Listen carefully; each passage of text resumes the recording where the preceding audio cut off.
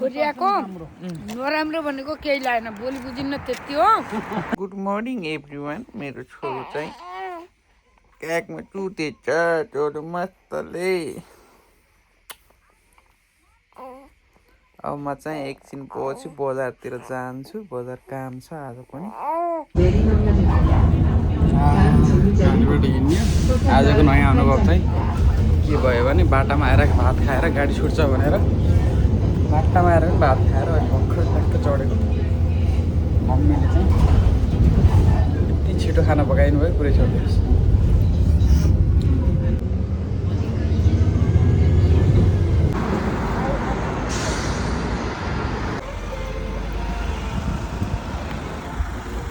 अफिसको काम थोरै भ्याएर म चाहिँ यहाँबाट निस्किसकेको छु एकछिन बजार बस्छु होला त्यसपछि चाहिँ कोठामा रुममा जाने हो किमे बजार कोकोनट खाइदिउँ कि भनेर बजार आएको नरिवल पानी खान लगाएको खरो लगाएर गर्मी एकदमै बढेको छ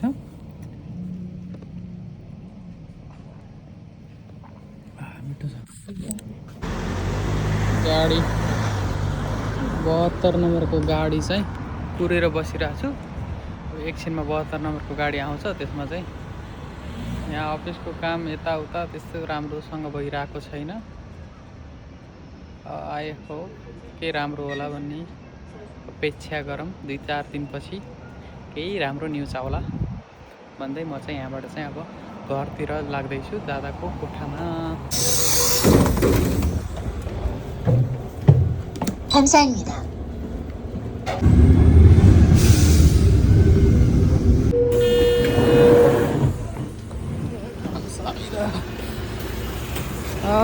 बजारबाट काम त भएन त्यसै आयो आज पनि गजाङ मजाङ भयो जिन्दगानी दर्पण छ आज भोलि छैन झ्याउलाइरह आज माला रोटी बनाउनु भएछ भाउजूले र हामी खाँदैछौँ के हो यो आइटम गुलियो इन्डो मिल्क बाबाले त खाना हुन्न गुलियो चिज यस्तो बढिया हुन्छ कि स्वाद कुरै छोडिदिनुहोस् मम्मी निकाल्न के गर्नु आज के कसरी निकाल्नु दाब्नु न यसरी टिकी टिकी आउँछ त यसरी त्यो पुग्छ धेरै खाने होइन कि गुलियो हुन्छ धेरै पुकुले पुकुले बुन्टु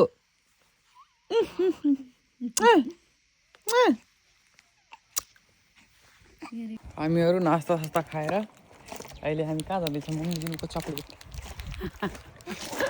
हिँड्नको लागि वाकिङ गर्न पर्यो मम्मीको पेट घटाउनु पर्यो होइन एक्सर्साइज पनि गर्न पर्यो कोरिया खानाले पेट बढाएर धेरै दिन छैन समय पनि होइन 10 दिन छ बाँकी त्यसै मम्मी बाबा गइहाल्नुहुन्छ म पनि जान सक्छु थाहा छैन हेर्नु बाबा ऊ त्यहाँ हेर्नु सिसी कहाँ राख्यो ठाउँ सिसी कहाँ हुन्छ क्या एकदम सुरक्षितको लागि माथि जान्छ भनेर होला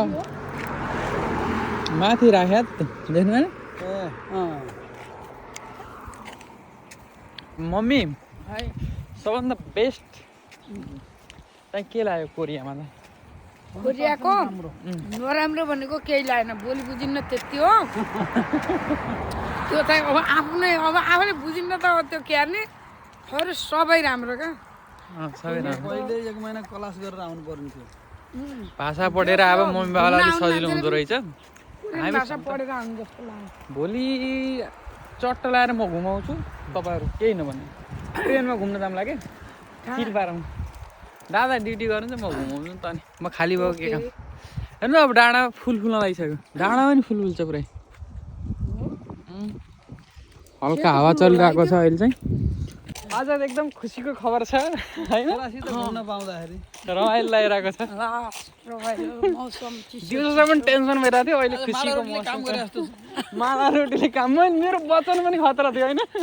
मैले सपना खतरा देखेको थिएँ होला रमाइलो पल भइरहेको छ पहिलाचोटि पनि यस्तै भनेर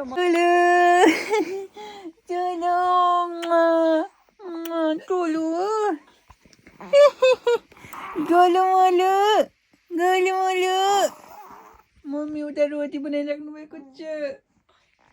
गरे मैले एउटा केटीलाई समाउन दिए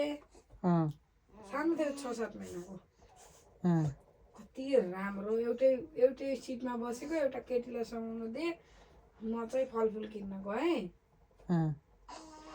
त्यो केटी फेरि सिन्चुकै थिए के कान्छुहरू त कसको दिदी साहब कडेल मम्मी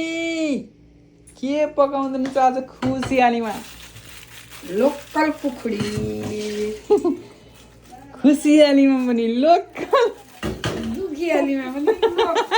दुखियालीमा पनि लोकल है यहाँ अरू मिठो नहुने तरकारी नपाइने गाह्रो पनि छ यहाँ टिउन्टाला पनि छ यहाँ भिटा खाएर मम्मीले भ्याइसक्नु भएको छ भिटा त्यसलाई भिटा भन्छ क्या त्यसलाई यसलाई ए भिटा भन्छ भिटा आज पार्टी होइन कुखुरा लेग पिस पार्टी भिसाको बाटो मम्मीले चाहिँ के गर्दै हुन्छ यो गोटी मिलाउनु लगाएको छोरो जान्दै जान्दैन मलाई के हो यस्तो यो केही गाह्रो छैन कि बाबाले जान्नुभयो नि त बाबा गरिदिनु त एकछिनमा ट्याल्नु हुन्छ त गोटी यता फर्काउनु पर्ने थियो यो गोटी यतै फर्किने त्यसलाई दिमाग लाग्यो नि त नि कसरी फर्काउँछन् अरे अन्त कुनलाई यस्तो आइडियाले यसलाई कहाँ ल्याइजाने खासमा यहाँ ल्याउनु थियो राख्नु है म सिकाउँछु रात चाहिँ भयानक परिरहेको छ खानासाना खाएर भर्खरै सकेको आज एकदमै खुसीको दिन छ मेरो लागि चाहिँ धेरै प्रयास गरेपछि चाहिँ सफल भइयो अब के खुसीको खबर चाहिँ अब थाहा पाइहाल्नु भयो होला तपाईँहरूले चाहिँ भिडियो हेर्ने मान्छेहरूले चाहिँ पछि थाहा पाउनुहुन्छ